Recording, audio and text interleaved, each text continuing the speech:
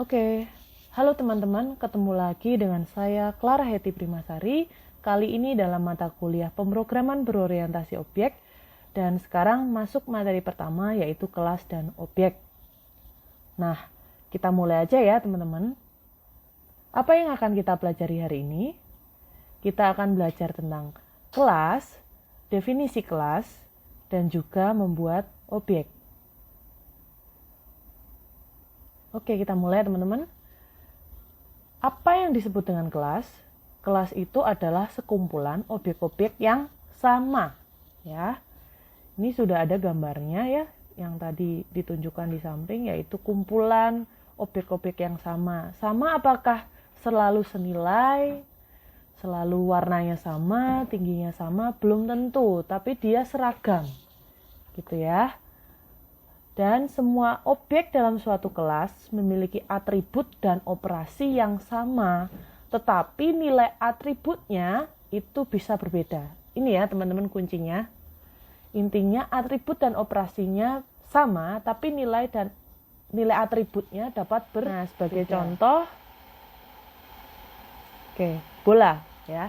Di sini ada gambar bola, yaitu karena satu kita sebutnya objek karena dia tidak sekumpulan ya. Misalnya ada objek bola, lalu ini kalau sekumpulan seperti ini kita sebutnya seperti apa? Sebutnya sebagai apa? Tentunya kita sebut sebagai kelas bola ya teman-teman. Nah, next. Nah, sekumpulan bola itu tadi merupakan suatu kelas. Seluruh bola, ya, bola A, B, C, semua bola yang ada di sini itu pasti punya ukuran, berat, warna, posisi, atau mungkin pemilik, atau mungkin lokasi dan lain-lain ya. Tapi yang disebutkan di sini hanya 4. Dan seluruh bola di sini itu bisa punya operasi dilempar, ditangkap, disobek, dicuri, atau dibanting dan lain-lain ya. Ini yang merah itu apa artinya? Intinya, yang merah itu seluruh bola memiliki ukuran, berat, warna, dan posisi tadi ya, itu adalah atribut dari bola. Sedangkan yang biru yang dilempar dan ditangkap itu ya, itu adalah operasi. Ingat pada bagian pertama tadi saya jelaskan bahwa setiap kelas pasti punya atribut sama punya operasi. Objek juga punya atribut dan punya operasi. Gitu ya. Nah, itu rumusnya yang teman-teman harus ingat. Lalu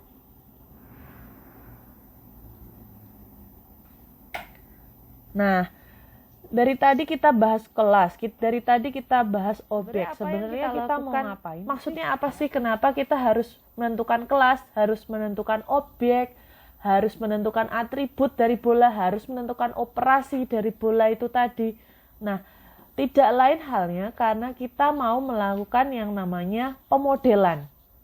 Jadi PBO ini kita ingin memodelkan sesuatu yang ada di dunia nyata, ya, yang ada di dunia nyata akan kita modelkan ke dunia komputasi, dunia computing, dunia komputer.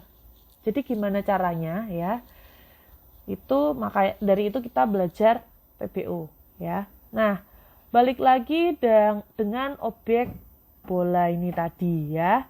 Bola tadi ya, objek bola ini dia punya atribut dan punya operasi. Ya, atributnya apa teman-teman? Atributnya bisa warna, ukuran, bahan, berat, harga, lokasi, pemilik. Oh, harganya double ya. Nah, salah satu aja ya. Jadi bisa punya atribut itu tadi. Oke. Dan bola ini juga punya operasi. Operasinya apa? Bisa dilempar, bisa ditangkap, bisa dibuang, bisa dibanting dan lain-lain. Lah, terus maksudnya apa ini kita menentukan atribut dan operasi? Nah, tadi sudah saya ceritakan bahwa kita akan melakukan pemodelan suatu kelas dan objek yang ada di dunia nyata menuju dunia computing, menuju komputer gitu ya. Lalu masa dari semua atribut sama operasi yang kita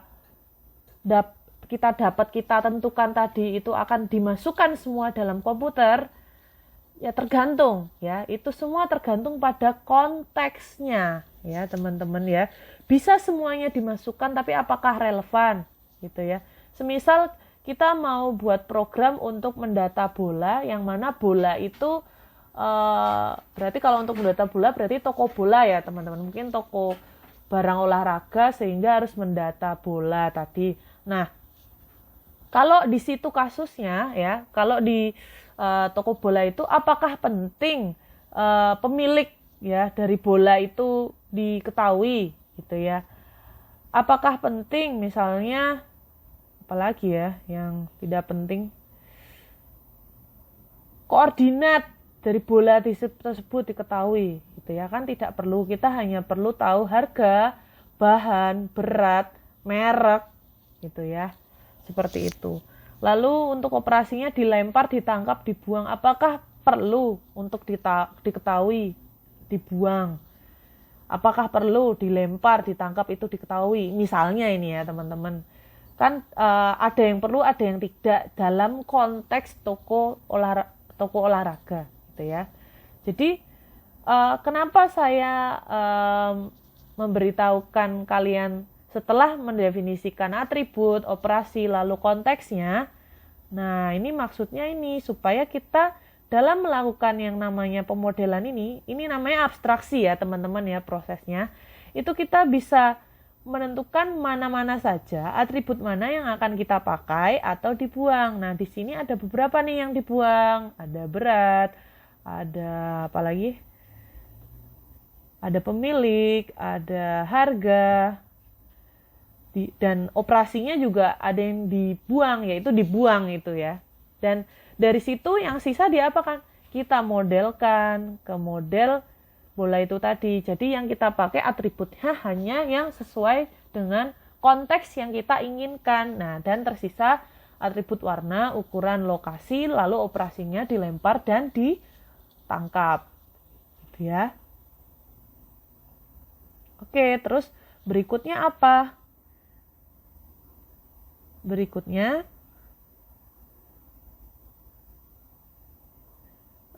kita akan belajar dari atribut sama operasi yang sudah kita temukan tadi, sudah kita temukan dan sortir, kita ambil yang kita perlukan, lalu untuk membuatnya, mentransformasikannya ke dunia computing bagaimana? Nah, kita akan membuat yang namanya kelas ya teman-teman ya. Kelas di PBO ditulis seperti ini teman-teman. Kelas, CLASS ya, kecil semua, spasi nama kelasnya apa, diawali dengan huruf besar. Lalu di dalam kelas itu, di dalam dua kurung kurawal ini ada 3 hal yang penting, yaitu yang pertama fields ya, lalu constructors, lalu methods ya.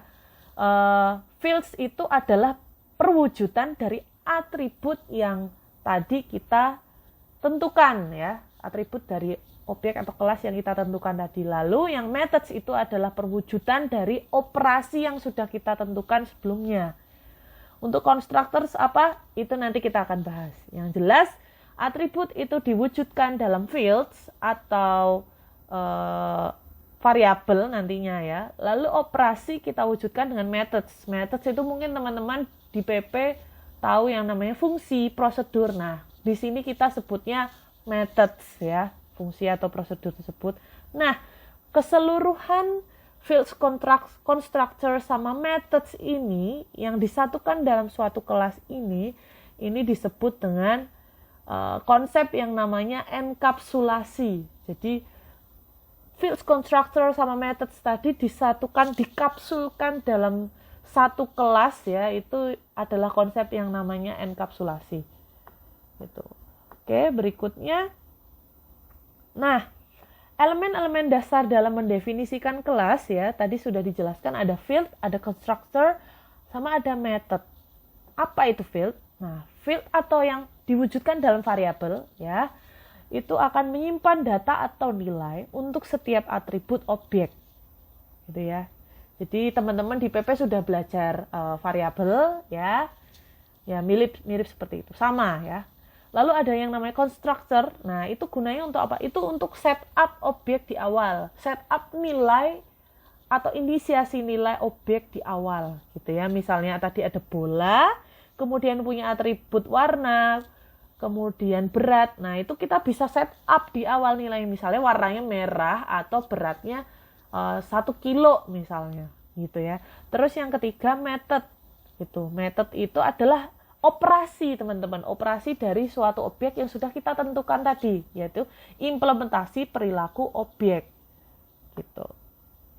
Nah, setelah kita tahu dasar-dasar dari kelas dan objek yang tadi, kita lanjutkan dengan contoh pemodelan ya. Nah, kita balik lagi nih, bola lagi, gitu ya. Nah, di sini kita akan nyebut bola ini dengan sesuatu yang lebih umum, teman-teman. Kalau bola itu kan hanya fokus di bola aja. Kita mau pakai sesuatu yang lebih umum, yaitu bangun ruang yang namanya bola, bangun bola. Tapi kita sebut di sini sphere ya, teman-teman ya. Nah, bagaimana Anda menggambarkan sphere ya? Objek sphere dalam komputer ya, kelas dan objek sphere ini dalam komputer. Oke, kita mulai ya, teman-teman. Nah, di sini ada 7 langkah pendefinisian kelas yang harus teman-teman pahami, dan ini akan terpakai dari awal teman-teman belajar PBO ini sampai akhir. Ini kepake terus, jadi pastikan teman-teman paham ya. Yang langkah pertama adalah mendefinisikan field atau atribut kelas. Langkah kedua mendefinisikan metode atau operasi kelas. Langkah ketiga membuat kelas yang ingin dibuat pada NetBeans atau mungkin compiler lain ya. Dan awali nama kelas dengan huruf kapital. Kemudian langkah keempat menuliskan atribut pada kelas yang telah dibuat. Langkah 5 membuat konstruktor kelas. Langkah 6 membuat asesor, getter, dan mutator atau setter. Setter getter itu nanti jadi satu, pasti ada setter, pasti ada getter ya. Kemudian yang ketujuh membuat metode operasi yang diperlukan. Oh, plus 1 langkah setelah kelas itu dibuat, kita bisa buat objek. Ibaratnya kita langkah 1 sampai 7 itu bikin cetakannya ya, cetakan rotinya. Lah langkah 8 itu kita membuat roti dari cetakan masing-masing cetakan roti itu. Kita bikin objek rotinya misalnya. Seperti itu ya, teman-teman ya. Oke, kita mulai ya, teman-teman ya. Langkah pertama. Langkah pertama adalah mendefinisikan field atribut dari kelas. Nah, ini kita tadi udah belajari teman-teman ya. Nah, misalnya dari objek sphere ini, atribut mana sih yang kira-kira kita mau gunakan? Nah, ini semisal ditentukan ada atribut koordinat dalam sumbu 3 dimensi yang berikutnya kita sebut dengan X center, Y center, dan Z center, dan juga jari-jari. Mau ada atribut lainnya?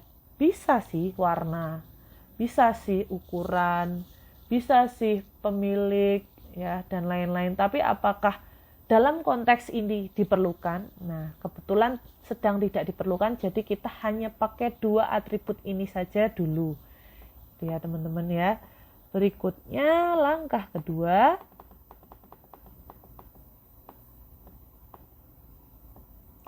Langkah kedua adalah mendefinisikan metode atau operasi dari kelas ya.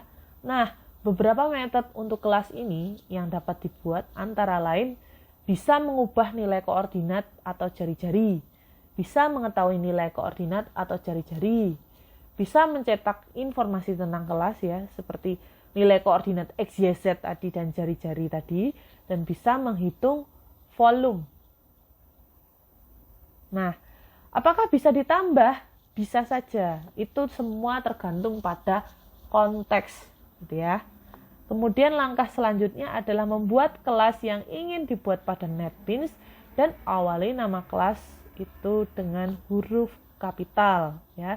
Jadi di sini kita bikin dulu nih public class sphere gitu ya. Nanti di NetBeans itu ada cara otomatisnya ya teman-teman ya, biasanya sudah terbentuk secara otomatis. Namun di sini kita belajar konsep dasarnya ya. Kini kosongan dulu. Berikutnya langkah keempat adalah menuliskan atribut pada kelas yang telah dibuat. Atributnya apa tadi? Diingat-ingat tadi ada 4 ya. Yang pertama, ada 2. Yang pertama itu ada 3 ya. Pertama itu adalah nilai koordinat dari sphere ya, X, Y, Z. Nah, satu nih double X center, Y center, Z center. Lalu ada jari-jari yang kita sebut di sini dengan radius ya. Dan variabelnya karena nanti kemungkinan nilainya koma-koma, kita set dengan double ya. Oke, double atau mungkin float, tapi kayaknya kalau di NetBeans ini pakai double gitu ya.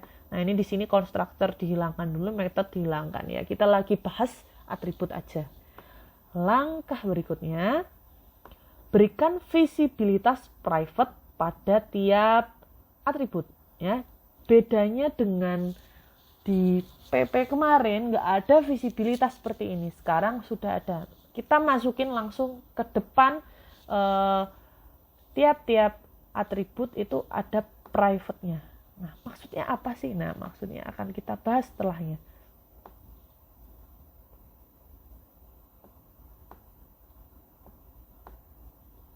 Nah, visibilitas maksudnya apa sih?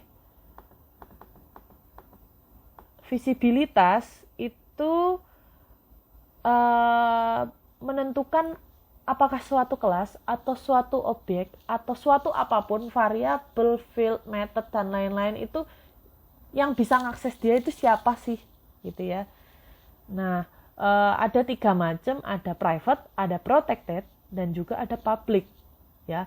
Untuk private itu tidak dapat diakses oleh kelas lain, dan akses atau manipulasi itu melalui fungsi anggota. Intinya yang bisa ngakses ya dari kelas, misalnya tadi private bla bla bla tadi ya, itu hanya kelas sphere saja gitu ya. Tidak bisa diakses oleh kelas di luar kelas sphere.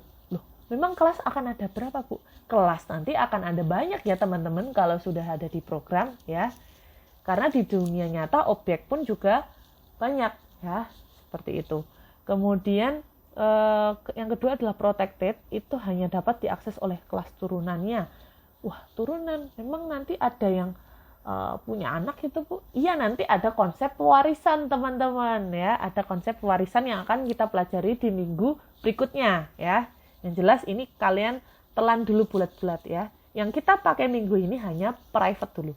Terus yang ketiga ada public, yaitu dapat diakses oleh sembarang kelas. Nah, ini kalau ditempeli oleh visibilitas public, semua kelas di luar itu bisa mengakses sesuatu tersebut ya, bisa mengakses variabel tersebut, bisa mengakses method tersebut gitu ya. Oke, berikutnya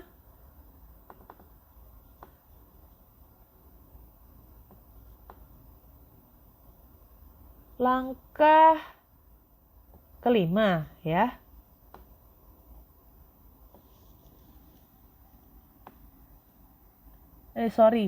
Balik lagi, mohon maaf ya. Langkah berikutnya adalah selain ada variabel berdasarkan atribut tadi, field ya, kita biasanya dalam kasus-kasus tertentu itu ada satu variabel yang nilainya itu mungkin fix ya. Misalnya di bola ini, karena bola itu lingkaran ya bentuk dasarnya ya, dia pasti punya yang namanya jari-jari. Nah, jari-jari di seluruh dunia, di bola di seluruh dunia, di lingkaran seluruh dunia ya, dia bernilai 3,14, tidak akan berubah ya. Karena dia tidak akan berubah, maka di depan aksesabilitas atau visibilitas private kita tambahkan dengan kata static ya. Nah, static ini maksudnya apa ya? Seperti dengan artinya ya, statis, tidak bisa berubah ya. Jadi kita bikin variabel yang nilainya tidak bisa berubah kayak gitu ya. Nah, ngomong-ngomong tentang static dan tidak static, nah ini nyenggol nih, ada dua dua macam variabel, yaitu kelas variabel ya yang dicontohkan dengan static itu tadi. Intinya dia tidak akan berubah ya untuk setiap objek yang dibuat nantinya, sphere 1, sphere 2, bola 1, bola 2, roti 1, roti 2 itu nilainya tuh nggak akan berubah. Misalnya ini pi-nya, dia akan punya pi yang sama untuk semua objek yang dibuat oleh kelas tersebut. Sedangkan instance variabel itu apa ya? Atribut tadi.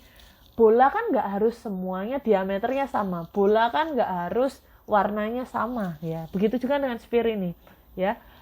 Koordinatnya nggak harus sama antara sphere 1 dengan sphere 2 dan lain-lain. Jarinya juga mungkin akan berbeda. Nah, itu yang namanya instance variable. Oke, langkah kelima. Langkah kelima kita membuat konstruktor. Nah, konstruktor ini bertanggung jawab untuk membuat setiap objek berada pada kondisi yang diinginkan pada saat objek dibuat.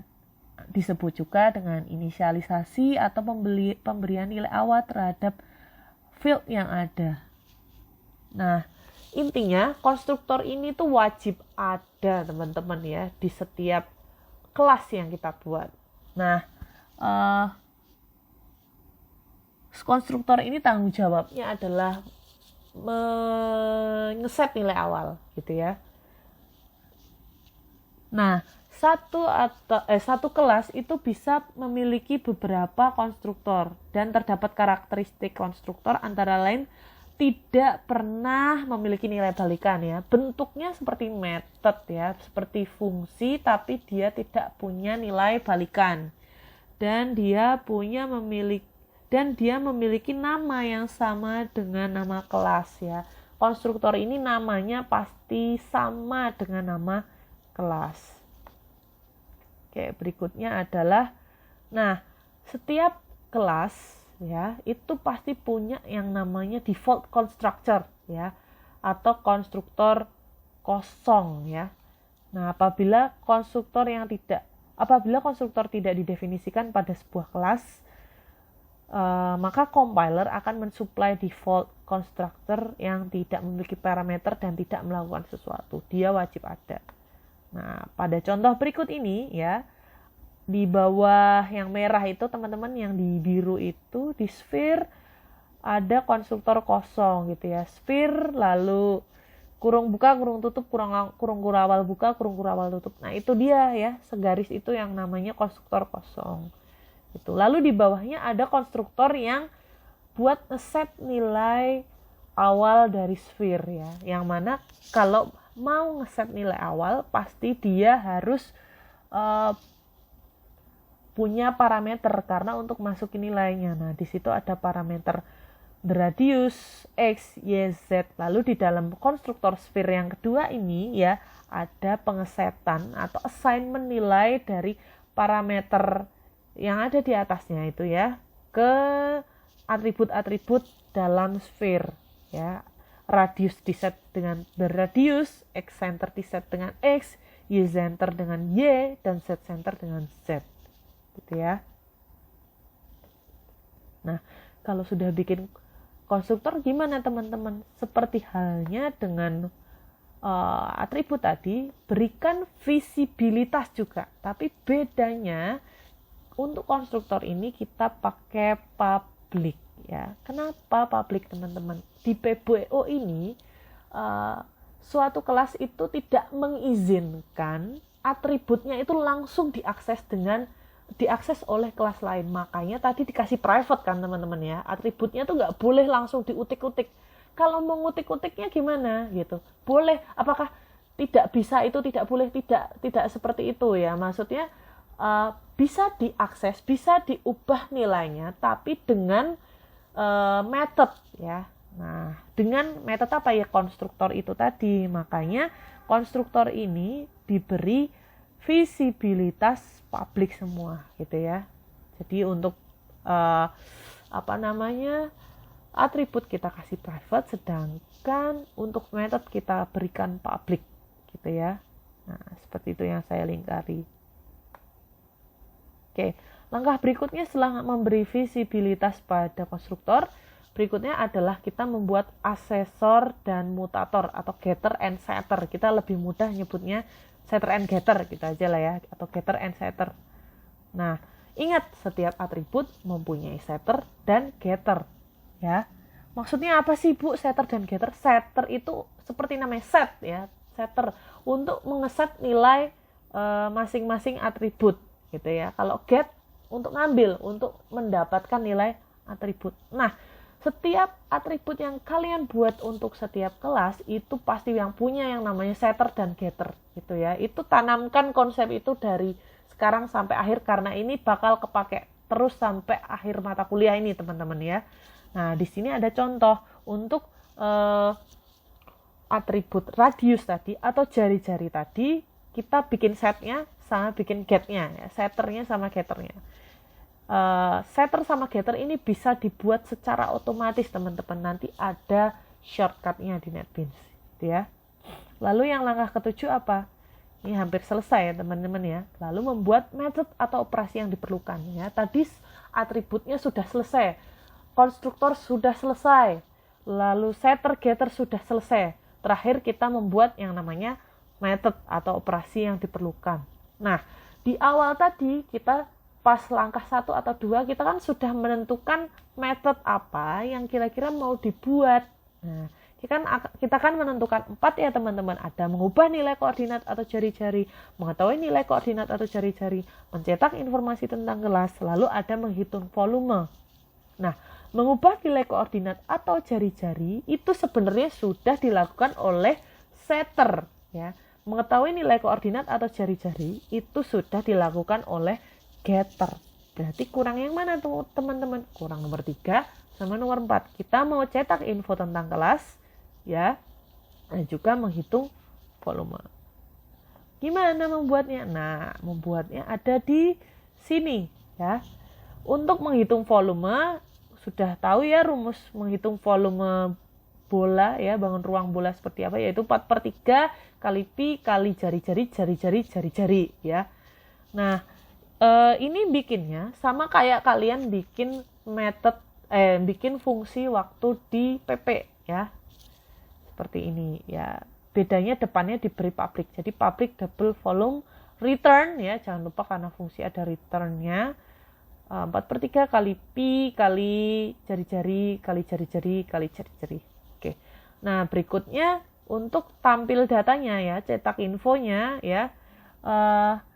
Pakai, kalau di PP dulu pakai printf ya, kalau sekarang kita pakai sistem out println ya. Jadi di dalam prosedur tampil data ada proses pencetakan radius atau jari-jari dan volume yang sudah kita hitung pada metode sebelumnya. Nah, perhatikan di sini pada volume ya, pada volume ini kita tinggal memanggil metode volume yang telah dibuat sebelumnya ya. Nah, lalu terakhir apa teman-teman? Tadi sampai langkah 7 kelas itu sudah tercipta, tapi buat apa kelas kalau tidak dibikin objeknya, tidak dicetak-cetak objeknya gitu ya. Lalu yang ke-8 kita membuat objek. Nah, ingat gak teman-teman, dulu kalau kita bikin variabel di PP kita tinggal bikin ya INTA, INTB, mahasiswa A, mahasiswa M1. Apakah sekarang bisa seperti itu? Misalnya sphere ball. Tidak bisa ya teman-teman. Karena apa? Karena kalau seperti itu, ya ini bedanya dengan PP lalu ya. Tidak ada konstruktor yang dipanggil dan tidak ada objek yang dibuat. Dan hanya deklarasi variabel serta membuat rujukan kalau seperti itu. Lalu yang benar gimana? Yang benar itu seperti ini ya teman-teman. Teman-teman harus biasakan ya. Jadi tidak hanya sphere ball aja, tapi ada sama dengan new. Kita pakai keyword new ya. New sphere lalu dikasih nilainya ya. Nilainya urut dengan apa? Urut dengan konstruktor yang parameter konstruktor yang teman-teman sudah buat pada langkah sebelumnya gitu ya. Seperti ini. Kenapa sih pakai new, Bu? Karena ya maksudnya new ini kita kayak membuat memori baru gitu ya, memesan memori baru pada memori komputer kita, dan di memori itu kita membuat objek sphere yang kita set nilai awalnya dengan 10, 1, 1, 1. Nah ini ya, ada di gambar jari-jarinya 10 atau radiusnya 10, X, Y, Z-nya di set dengan 1, 1, 1. Gitu ya. Nah, setelah objek berhasil dibuat, kita dapat memanggil operasi atau metode pada kelas yang sudah kita buat sebelumnya. Nah, di sini ini halaman yang berbeda ya, teman-teman ya. Nanti di NetBeans main membuat objek itu biasanya kita lakukan di main ya. Nah, di main ini kita buat, misalnya di sini ada 2 objek yang kita buat dari kelas sphere, yaitu sphere ball sama sphere globe ya. Yang ball itu 4000 ya nilainya, dan yang globe 121111 gitu ya. Nah, setelah kalau sesudah kita buat, kita bisa apain ya? Kita bisa panggil metode yang ada dalam sphere yang sudah kita buat sebelumnya gitu ya. Jadi kita bisa cetak volumenya, yang mana volume itu kita memanggil metode volume yang telah kita buat ya, dan kita bisa panggil tampil data, metode tampil data yang sudah kita buat sebelumnya. Nah, manggilnya gimana teman-teman? Sedikit berbeda dengan waktu PP lalu ya. Di sini memanggilnya adalah dengan objek yang kita sebut dulu, ball dulu ya, lalu titik, lalu baru nanti akan secara otomatis keluar metodenya ya, apakah volume, apakah tampil data, seperti itu. Gitu ya teman-teman. Kira-kira itu untuk penjelasan pertemuan kelas dan objek kali ini. Jika teman-teman rasa belum jelas, bisa diulang videonya. Dan jika masih belum ada yang jelas, teman-teman bisa bertanya kepada saya atau kepada asisten. Terima kasih.